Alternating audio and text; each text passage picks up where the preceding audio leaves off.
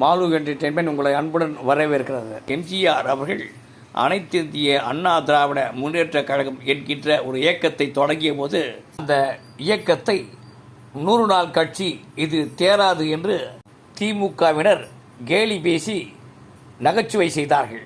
ஆனால் பின்னாளில் என்ன நடந்தது? அசைக்க முடியாத ஒரு மாபெரும் இயக்கத்தை நமக்கு தந்துள்ளார் மக்கள் திலகம் அவர்கள். மக்கள் திலகத்தை கேலி கிண்டல் செய்தவர்கள் எல்லாம் தனது முகத்தில் கரியை பூசிக்கொண்டார்கள். அதுதான் நடந்தது.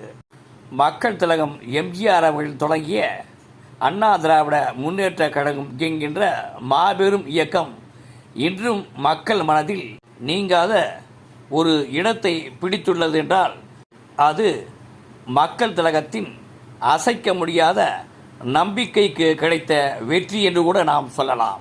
நன்றி, வணக்கம்.